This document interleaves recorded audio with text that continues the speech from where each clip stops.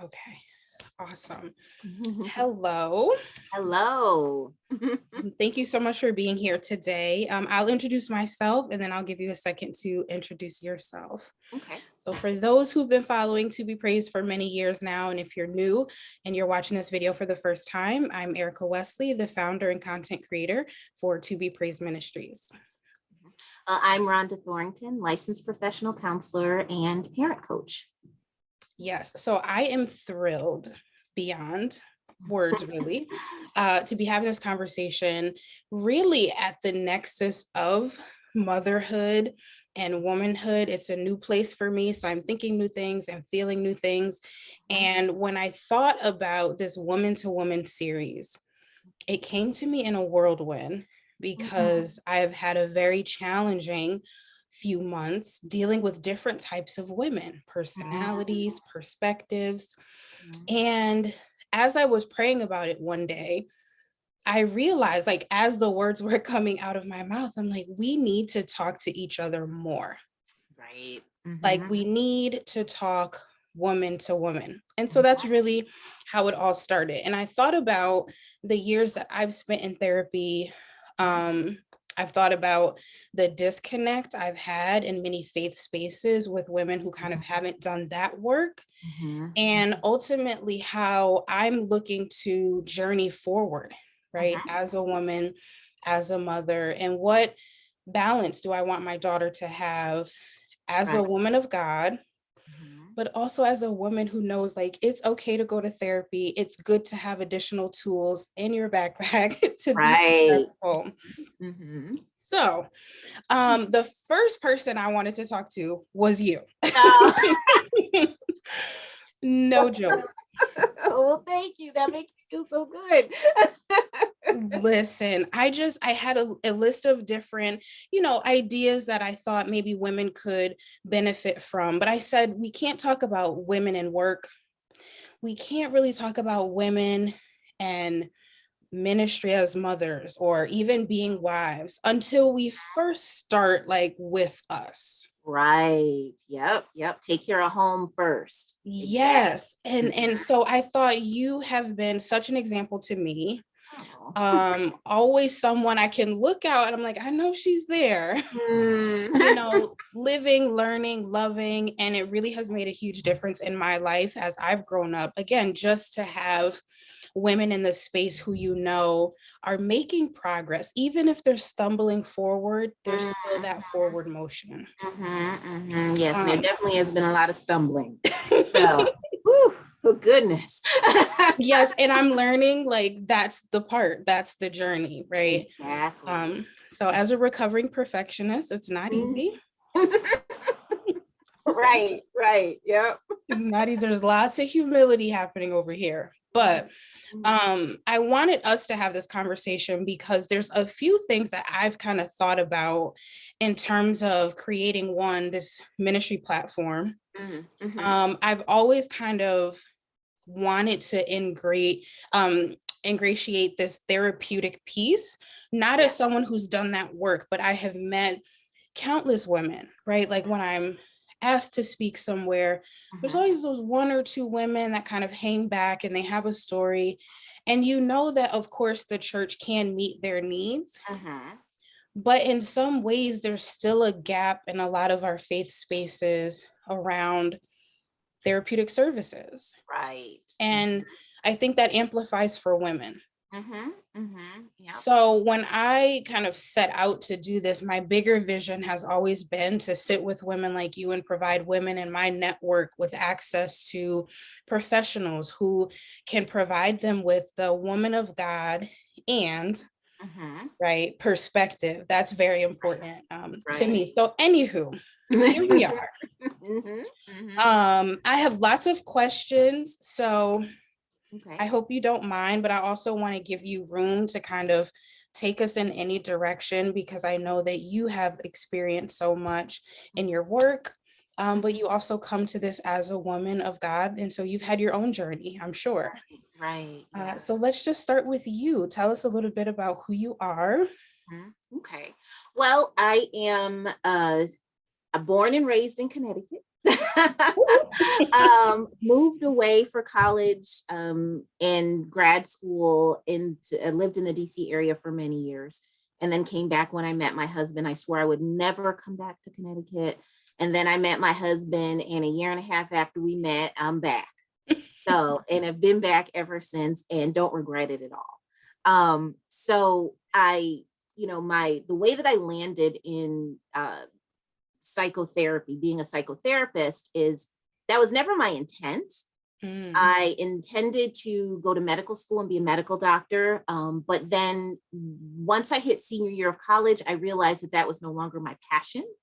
So talk about, stumbling around a little bit. I stumbled around for a few years. I majored in psychology in undergrad, and it came really easy to me. I assumed that it came easy to everybody, but then I learned it didn't. And then I stumbled around for a few years and ended up in a graduate program for counseling psychology. Knew I always wanted to work with kids and families.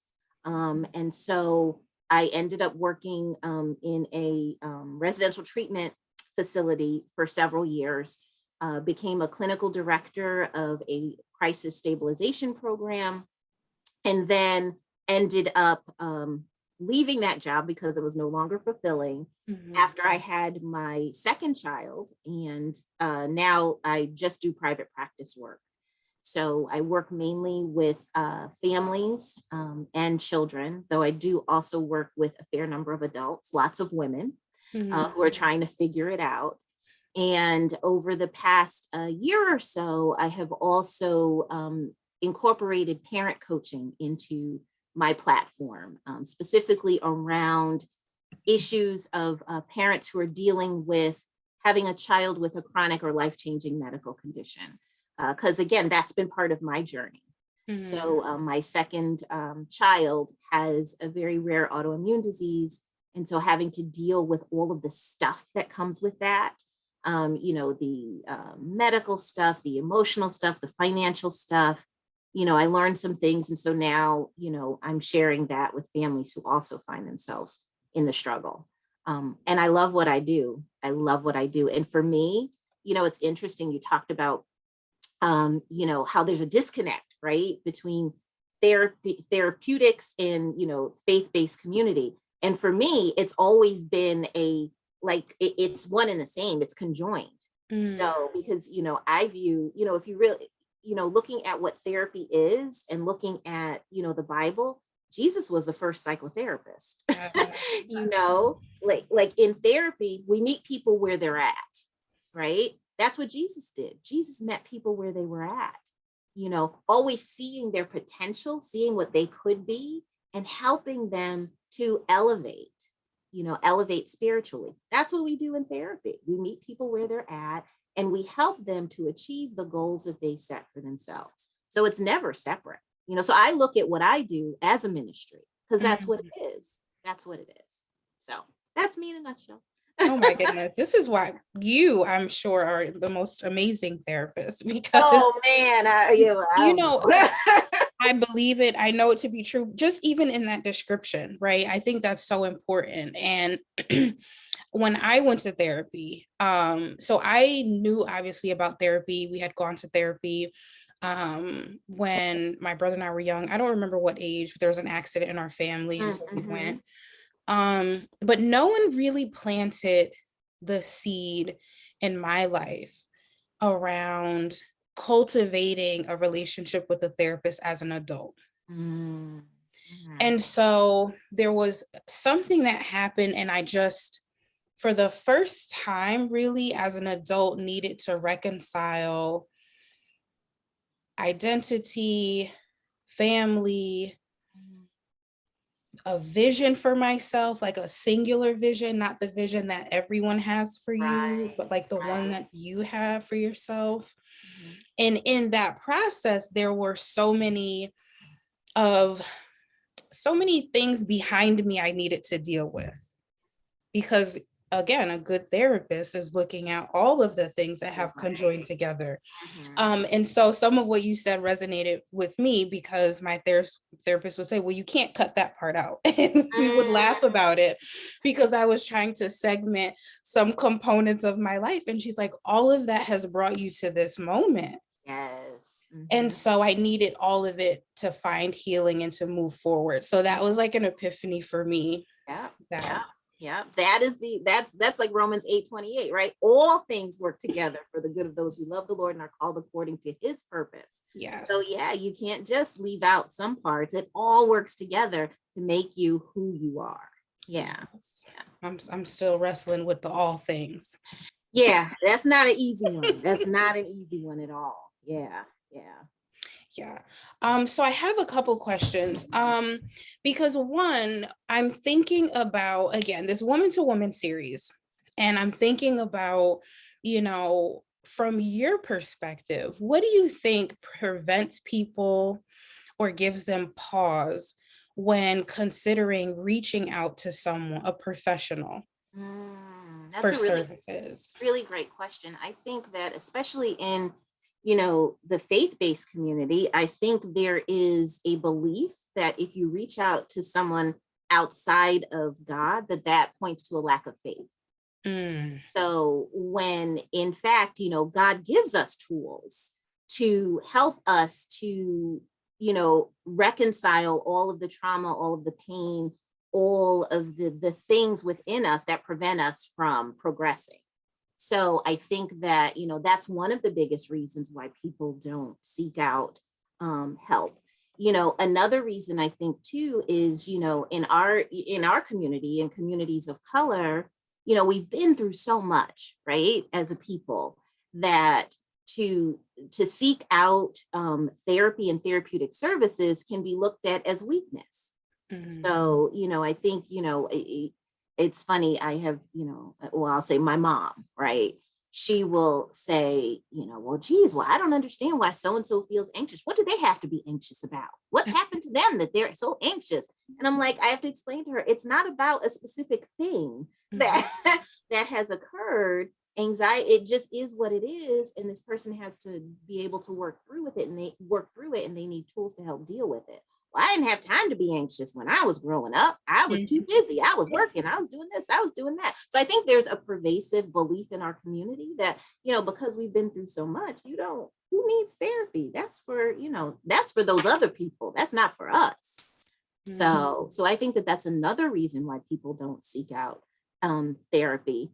And another reason too is I think that, there is the belief that therapy is, if you're a parent and you seek out therapy for your child, then there's the belief that, okay, I'm going to be blamed as the parent. So because it's all of my, shortcomings are going to be pointed out, and it's my fault that my kid is this way. Or if you're an adult seeking out therapy, then it's, oh, well, they're just going to blame my parents, and my parents did the best that they could. So it's almost like seeking out therapy is almost seen as a betrayal. A betrayal to your family, a betrayal to where you've come from. And also it's that we're telling our business. Yes. What happens in this house is supposed to stay in this house. So it's a betrayal if you go outside of the house and talk about that. So I think all of those things contribute to people not seeking out therapy. So, and I think too, I can go on and on. One more thing is that I think there is a belief that all therapists are quacks. So it's like, well, why would, because people see, how therapists are portrayed on TV. They're often portrayed as having really poor boundaries. They're portrayed as having substance abuse issues. They're portrayed as having just really jacked up families. So that's the belief. So why would people seek that out? Because they, again, have the erroneous belief that therapy is about someone sitting there and giving you advice on what you need to do with your life, when that's not it at all. It's about, someone sitting there and giving you the tools so that you can better manage your life. Yes. Yeah. That's really interesting, because when I pursued therapy, a lot of what you touched on came up, and I realized for the first time the deep misunderstanding many people have about the field generally, because it's so broad. Yep. There's so many types of services that you can acquire. But one thing I just wrote down: tools versus advice. And that is so important to me because it's really one of the foundational points of this platform to be praised. Like, I've heard the word my whole life. I understand theology, but I love to approach God and my faith through the practicality. Like, what is the practice of my faith? And as I've gone through this journey, really because I have like an academic mind, I look at everything as an educator. You know, that's many of the principles and the parables of Jesus come down to teaching and teachable moments where they're practicing a concept that he then demonstrates to them. And so this fits in so perfectly because therapy really, it's just getting the tools that you need, the things that you need as an individual. So a therapist could see 10 people a day and not everyone get the same type of session.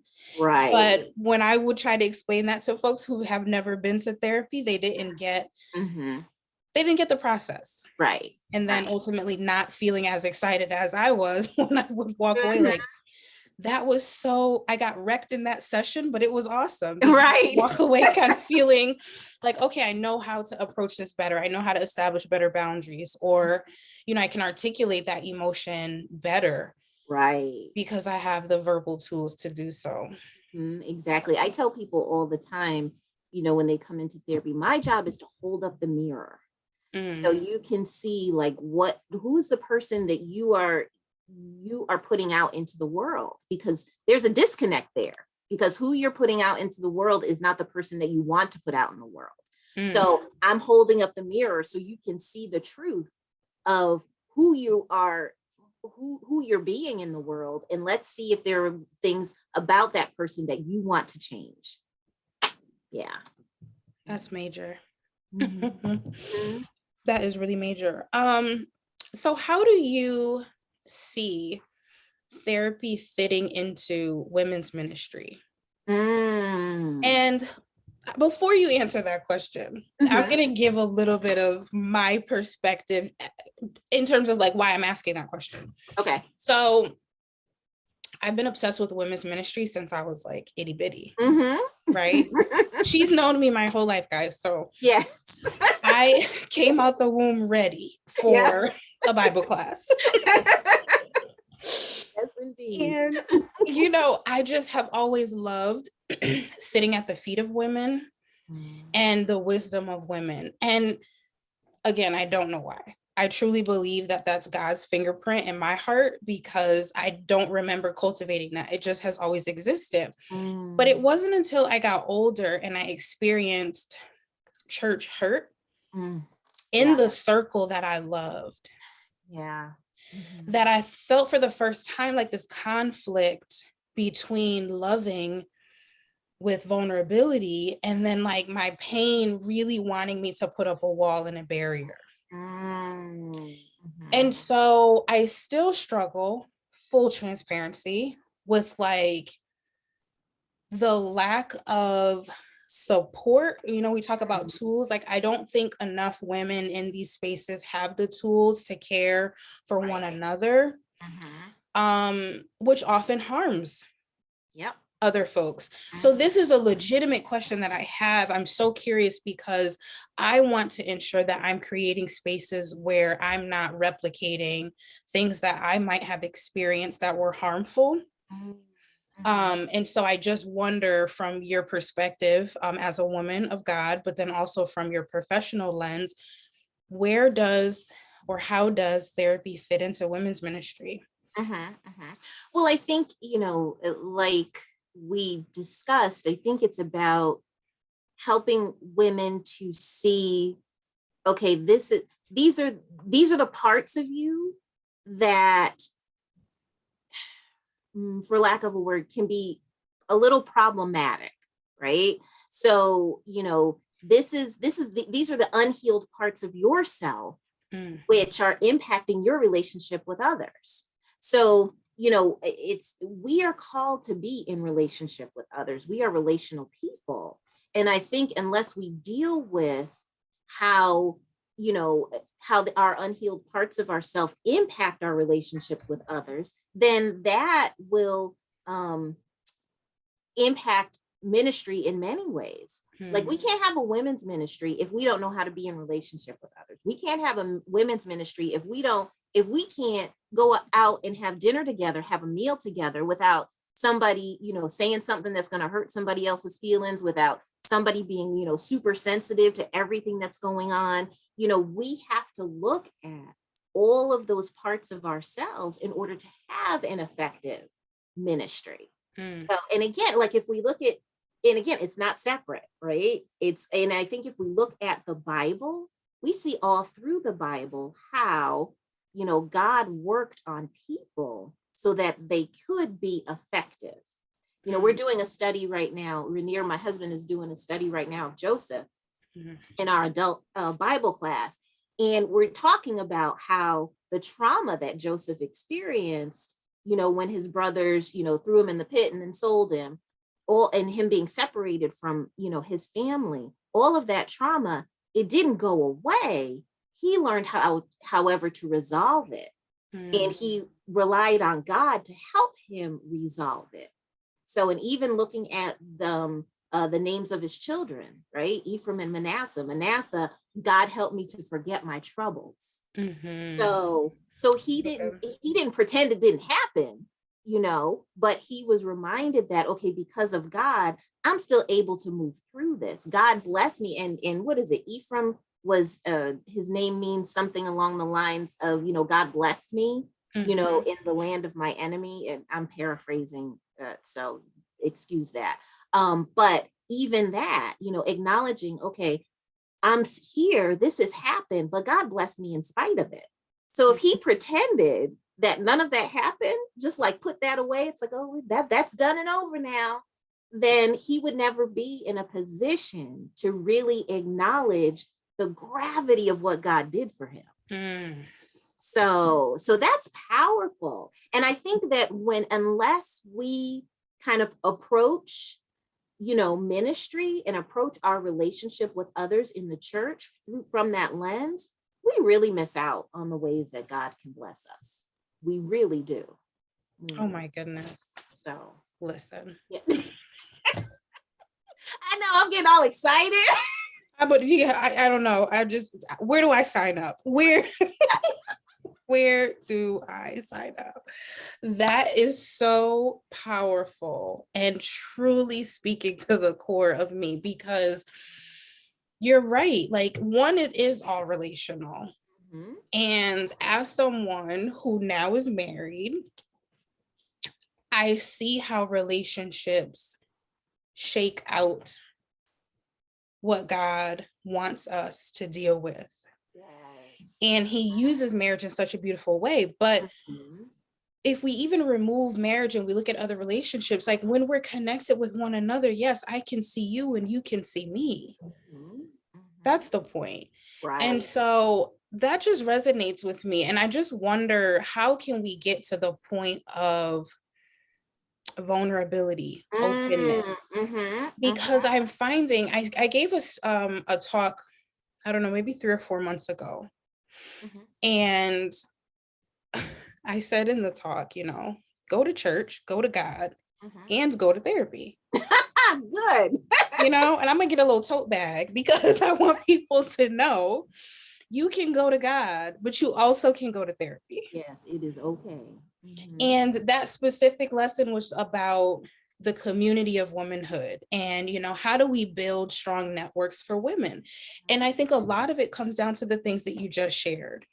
But what prevents many women from feeling that psychological safety in women's ministry is the lack of vulnerability and the extraordinary guardedness that comes out of one's trauma. Right. That, to your point, they're kind of like, I put that away, but you didn't really. Right. Because it's coming seeping out of your pores. It's coming out of everywhere. Yep. And it's touching every single relationship. Yep.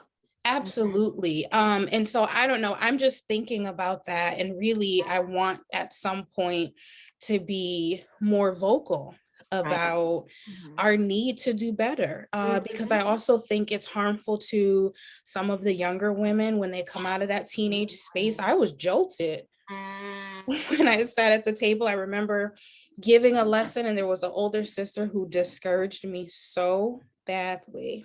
Mm. And when I sat with it, I thought, like, I didn't say anything wrong, but there's something in her heart Yeah. that Yeah. could not receive that content. And so again, like, I just think about how do we do better and how do we move forward generationally? So when your daughter and my daughter come into our space, Yep. they are not harmed, and they're experiencing that community healing and that collective healing and the beauty of womanhood, Right. because that's a Right. design. Yeah, absolutely. I think you hit the nail on the head when you talked about vulnerability. You know, I think in the church, especially, well, in the world in general, but especially in the church, we don't want to be vulnerable. You know, it's all about, okay, this is my, you know, it's almost like this is my costume, right? This is how I want people to look at me, as this, you know, this upstanding woman of God. So, you know, I don't want people to know the ways that I struggle.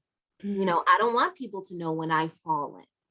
So, and it's so sad and so upsetting. I sat in a women's Bible class several years ago, and there was a discussion. It was a very heated discussion about well, abortion, right?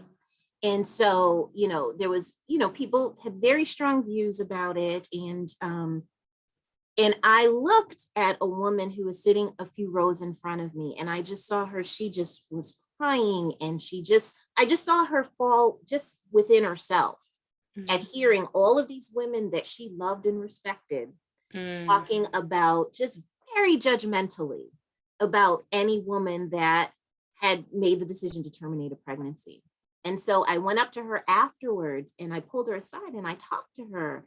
And, you know, she was just feeling just so awful about the choice that, you know, she felt she had to make many years earlier. And I just kept reiterating to her that, you know, God loves you. You are a child of God, and don't let anybody in here make you feel that you don't belong here because of a choice that you felt like you had to make years and years ago. I said, God has forgiven you. And no one in this room has a heaven or hell to put you in. So, and I remember that just sticks out in my mind so much, because that's what we do as women. That's what we do. You know, we can have, you know, we don't understand the hurt and the pain that we cause other women when we sit out in a place of judgment and judgment when someone is seeking to be vulnerable. Oh my goodness. Yeah. Yeah. I'm gonna have to play that back and put the quote as like the quote of our whole session today, because being in that seat of judgment is too comfortable. Yes. For far too many women. And here, so talk about like therapeutically where that comes from. So we sit in a seat of judgment when we don't have the self-esteem to know that we are enough. So we have to put other people down to make ourselves feel better. So yeah, see, when we don't do the work, that's how it impacts the relationship. Oh yeah. Yes, that's just so deep. This is, oh my goodness. I'm gonna put you on To Be Praised payroll. This is just where it's at, honestly, because I have not been able to articulate what you just said, but I had been feeling it. And this is a weird season in my life where lots has changed very quickly. And some folks who have known me for quite some time are struggling to adapt. Yeah. Yeah. So married me needs more boundaries, or different boundaries than like single Erika who can just do whatever.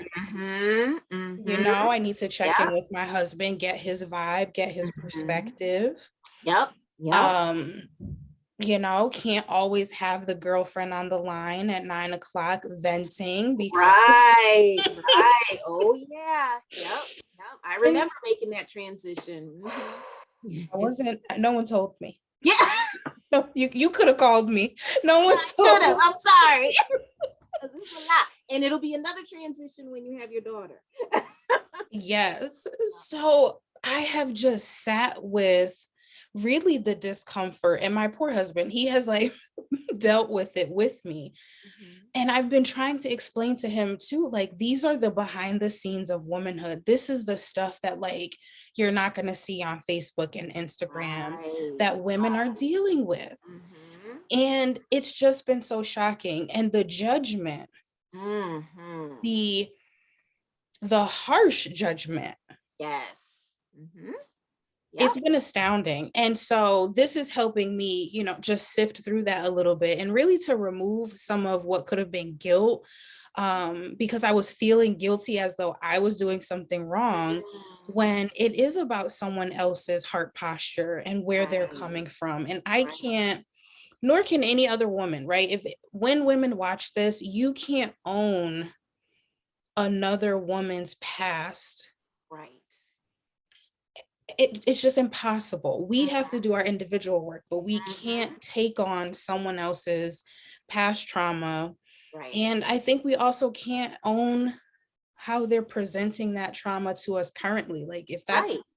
you, that's where you're at with it. Exactly. Exactly. Yep. Yep. And I'm not going to feel responsible for that.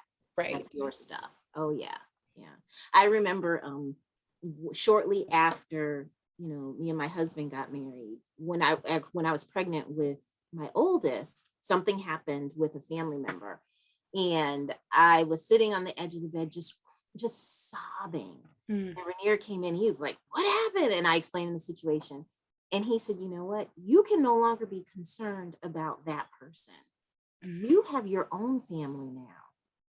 And I was like, wow, that was a seminal moment for me. And that's when I started to create the shift, you Mm. know, like, wow, I do have my own family. I'm about to be a mom. I have to, change my focus. I can no longer allow, this person in particular, but several other people as well. I can no longer allow them to impact, my home. So yeah, yeah. So I get it. I get it. Mhm. We will do one day. I'm putting this out there. We can do a session for the newly married women transitioning, because that right there, again, like, no one warned me, no one told me. And I like to have the hard conversations. I like to have conversations that are progressive, and that right there is at the core, because even in churches, we're expecting the newlywed couple to function in ways that they may have before, not recognizing that God is truly doing a new thing. Yeah, exactly, exactly. And and so that's biblical as well, right? Because if you look at what was it in the Israelite army, when a man got married, he was removed from battle for a year. Yes. He did not go away. Because his focus was to be on creating and maintaining and establishing the bond with his bride. So yeah, yeah. So that's biblical. It is. So We're reading the Bible in a year, and mhm, when we got to that part, I highlighted that so fast because I'm like, oh my mhm, goodness, like, yeah. what a good example of priority, Mhm. a good godly example. Right. But we don't talk about that in the church. We Mm-mm, don't. We mm-mm, don't. Yeah. Yeah. we Mhm. do not, and it really prevents, I think, a lot of good work, which kind of leads me to the next thing I want to talk about, Okay. because this unhealed trauma that women have, and it can be for a variety of reasons, it impacts not only the relationships we have with women, it impacts the relationship we have in the home. Yes. And Yes. so I just want to dive into that a little bit, because I observe fairly well. And a lot of times when I'm in women's groups, I hear lots of negativity about the spouse or the child. Yes. Mhm. And no doubt there are challenges in every relationship. There Mhm. are challenges in parenthood. Mhm.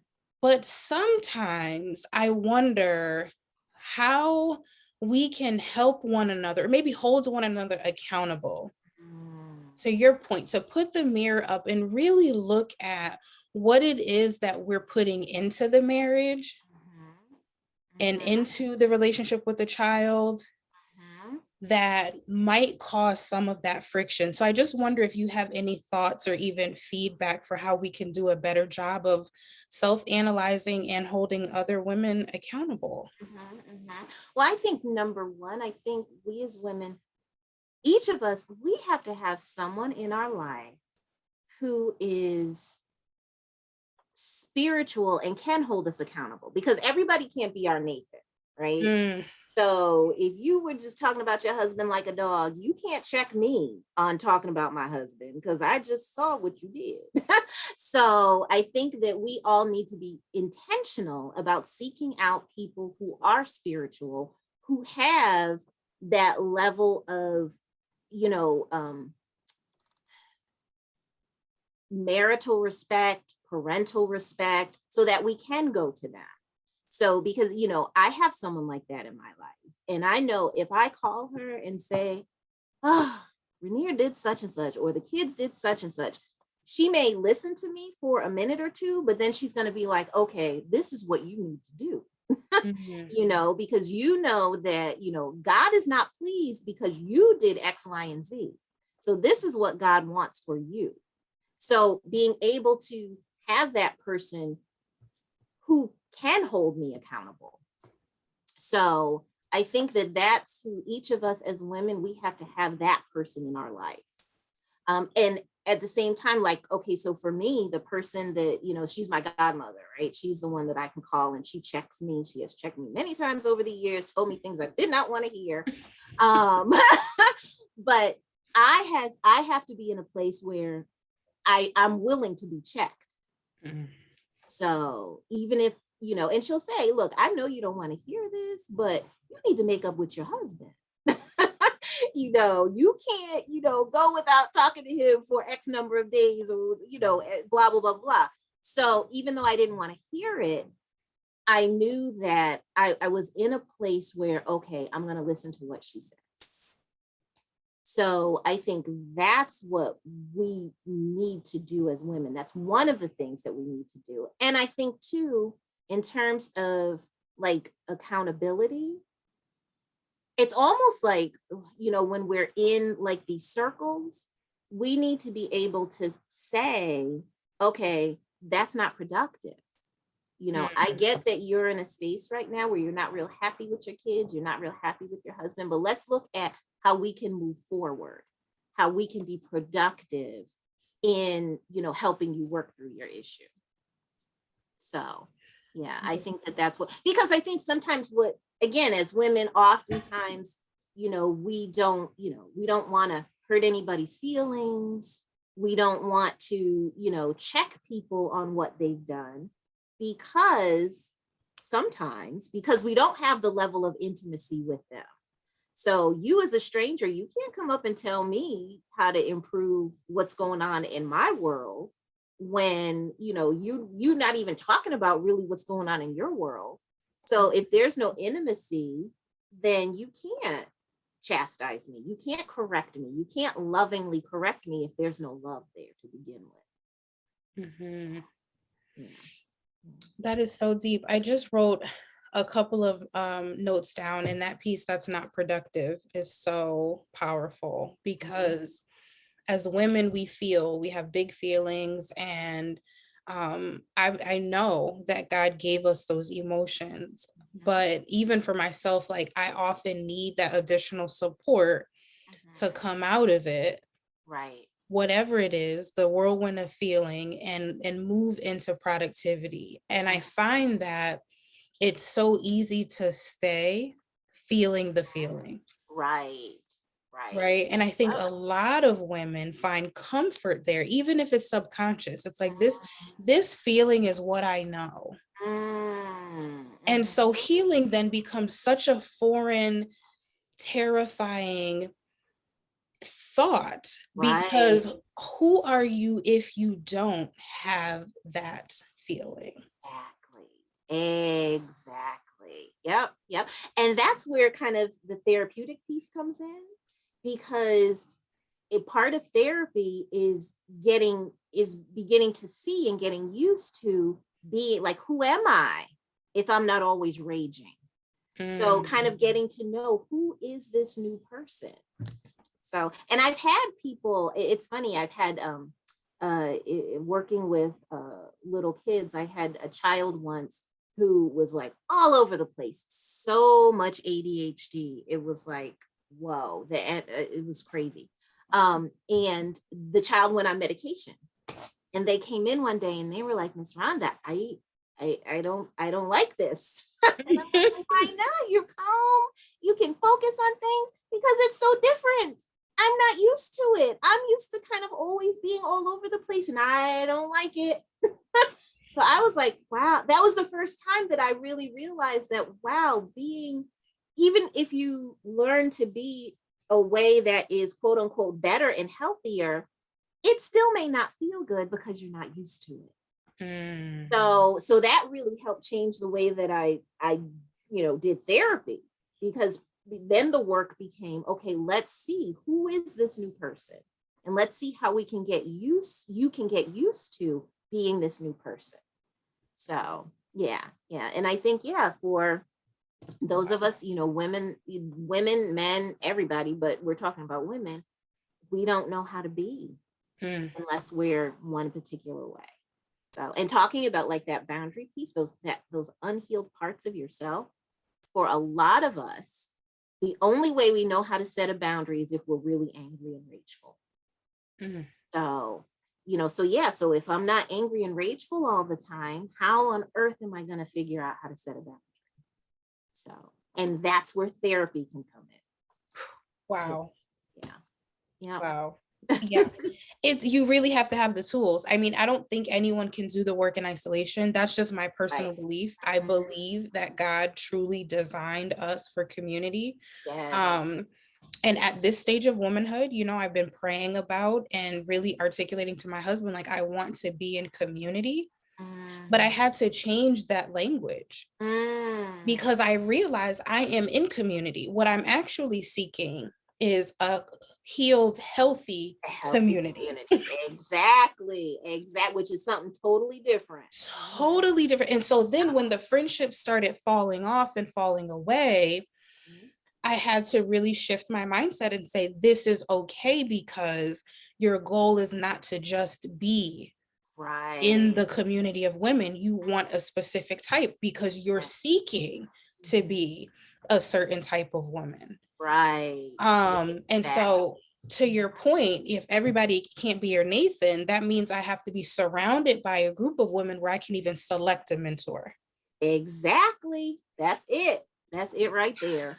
So this is just so God sent, because I feel like with the birth of my daughter, there's a rebirth of me. And that has just been so profound. I've been journaling about it because, again, I've abandoned certain components of myself, and I'm thinking, well, what voice allowed me to do that? Who told me that wasn't what I should be or attain or desire? Or why did I pick up these new career aspirations?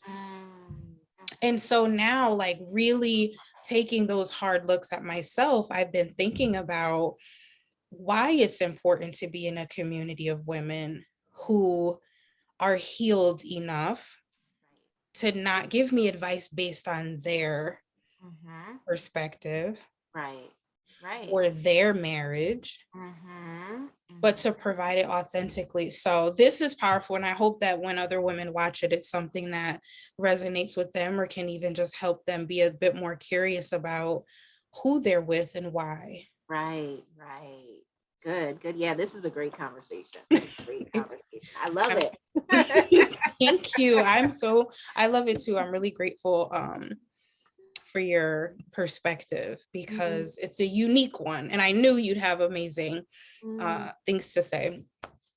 So my last question is about the future, because I'm always thinking about what we're leaving for the next generation. And I probably put more burden on myself than I need to. But I remember being in Bible classes by myself. I remember, not quite being old enough to be in my brother's group. Yeah. And, not really able to be with the younger kids. And so Right. always wanting a place. Yes. What are some characteristics of healthy community that maybe we could talk about to encourage our younger sisters in Christ? Like, when you want to do this, here's some of the things you should be thinking about, or here's how you can help co-create a space.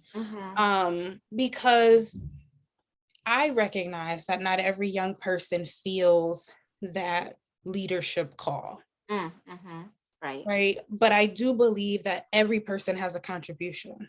Absolutely. And I want to encourage a younger set. Like, I have a mentee right now, and I'm always like, you fall forward, right? Like, you're not going to do this right. She's starting this ministry group. I'm like, it's going to be messy. It's not going to feel like, whatever it is in your mind, but you keep doing it. Right. But I also want to encourage her and other younger women to, again, like, have some healthy guardrails.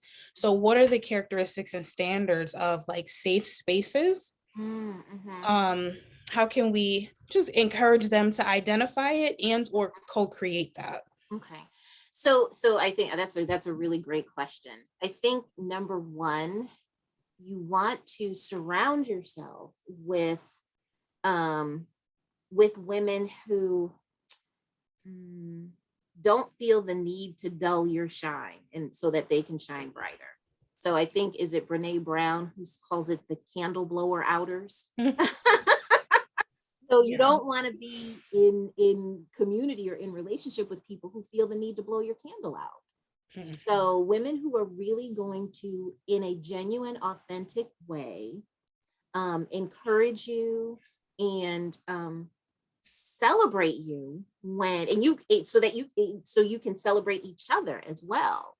That's number one. I think that also being in,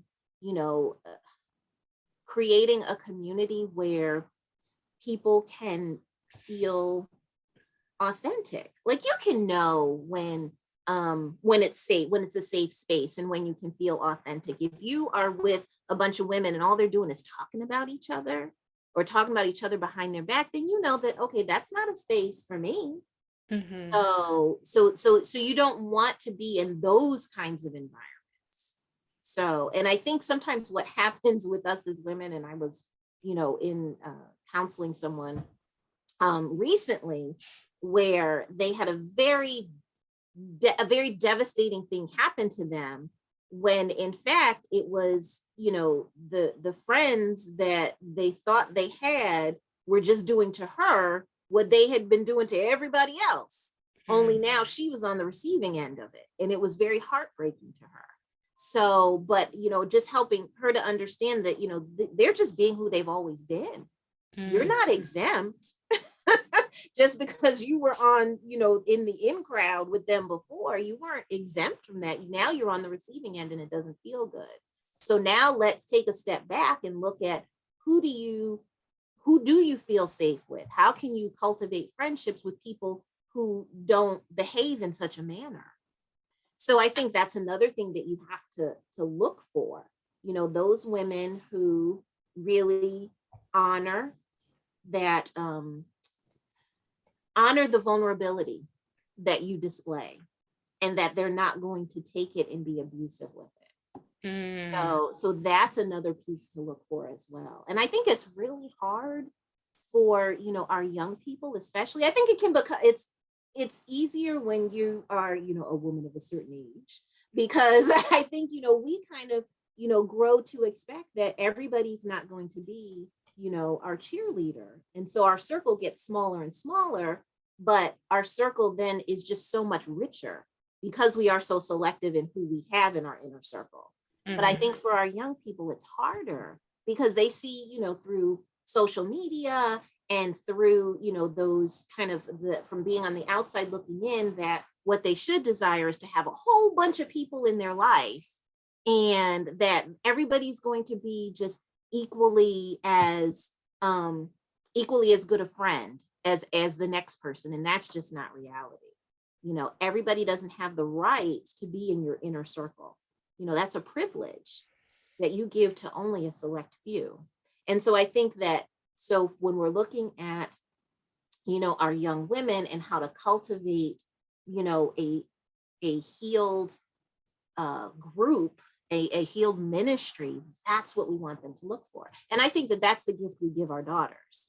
So, I can say, like, my daughters, they are in a much stronger, more authentic place than I was when I was their age. The things that they say to other kids, the way they speak their mind, I'm like, you said that? Wow. I could never do that when I was your age. So, so I do see us like creating a shift in the next generation. But again, it comes from a place of, what we are pouring into them. So, yeah. So I hope that kind of answered your question. No, it did. I'm actually just blown away, because my hope is that in 10 years, I can say what you're saying, right? That like I've raised up one who can be more confident. But the other thing, you've said so much that's profound. One about being in a space that honors vulnerability and really essentially like not having that vulnerability weaponized against you. Yes.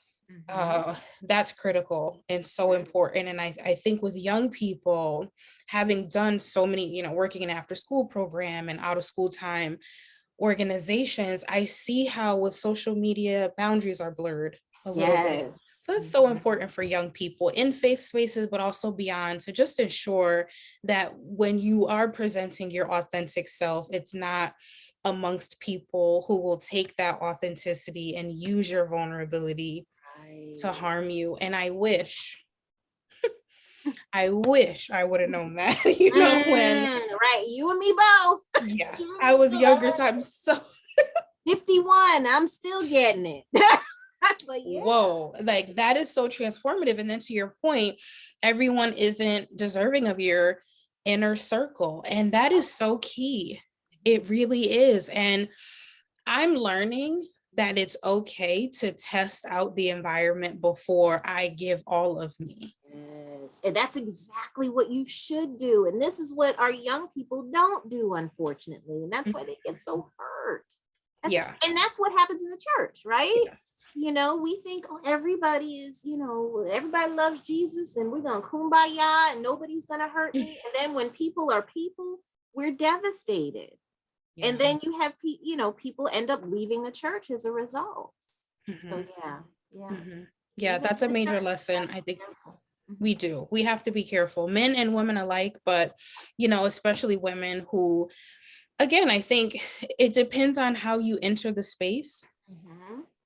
I have a woman in mind now who like wasn't a part of the church growing up. So I think her expectations and like what she was hoping for led in some ways to that disappointment.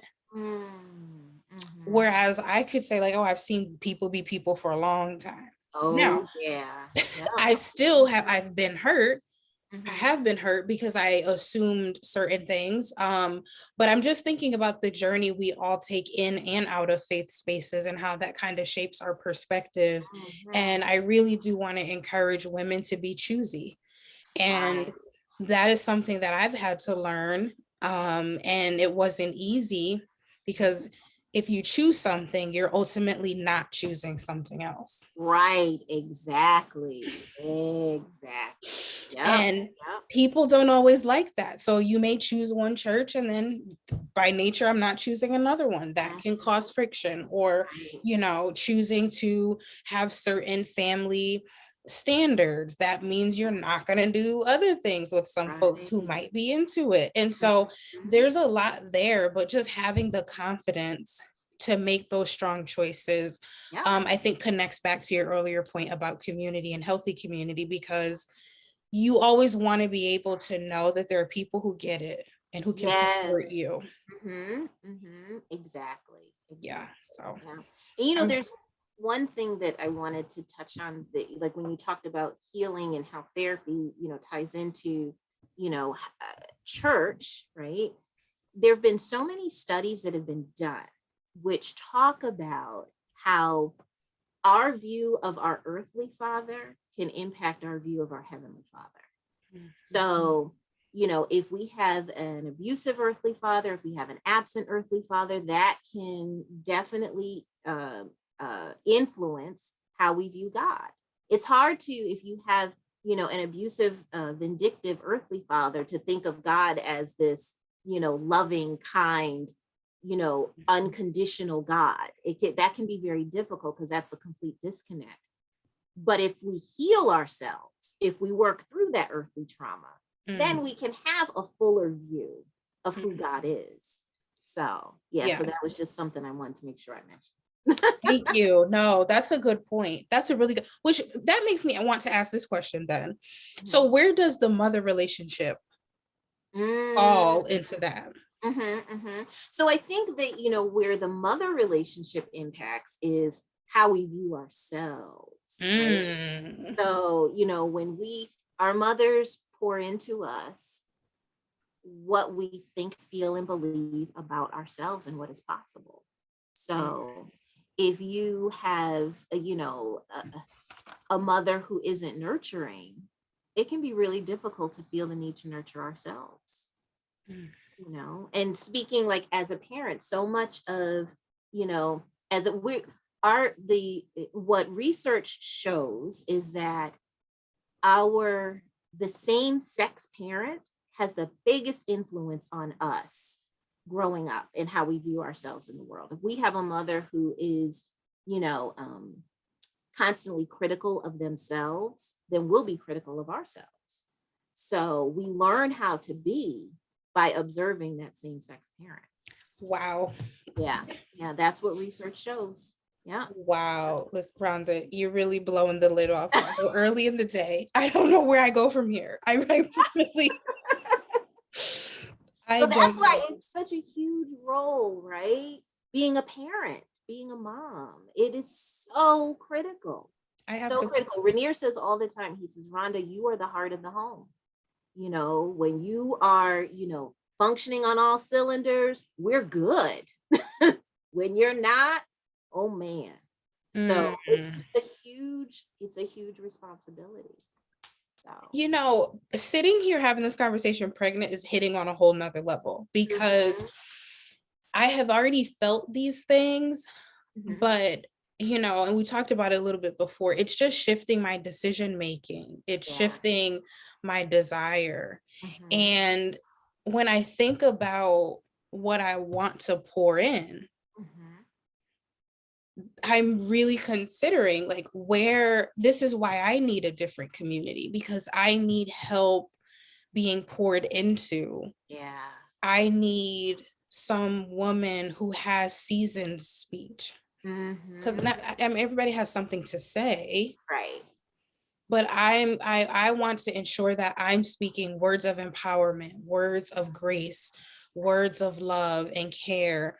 I want my daughter to look at me and see me be kind to myself. Exactly. And that hit me recently, because I'm like, wow, like I give that to so many people, and I need to be kinder to me. So if the relationship with our mother defines and shapes our individual or personal relationship, that self relationship, then it really would behoove us as women and women of God to start reimagining our own healing. Yes. And that's really why I wanted to have this conversation. I want to do this series, and I want to open up the door for more conversations, because I just don't want to see generations of women who Christ has set free not stand in that total freedom. Right. Exactly. Amen. Amen. That's it right there. That's it. We imprison ourselves. We imprison ourselves when Christ has set us free. Yeah. And again, like especially like looking at communities of color, it, we've been through so much, and it's not enough to say, well, I traumatized you half as much as my mama traumatized me, so you ought to be happy. No, that's not enough. That's not enough. We need to seek to elevate ourselves to a higher level. Yeah. So I am so grateful for this conversation. I'm walking away feeling so lifted. You have no idea. Awesome. I So feel great too. This is good. This is so good. So good. good. So all of the ways that you all can contact Rhonda will be in the description. And you should follow her on Twitter, follow her Facebook page, get connected. If you're Instagram, yep. Instagram, yes, all the things. If you need parent coaching, please sign up for her services. Yes, yep. I'm offering workshops. I do one-to-one coaching. So yes, reach out. So absolutely. Well, thank you so much. Awesome. Thank you, Erika. This is wonderful. So wonderful. You have filled my cup today. Oh, thank you. It's mutual. Now I'm off to do mommy stuff. So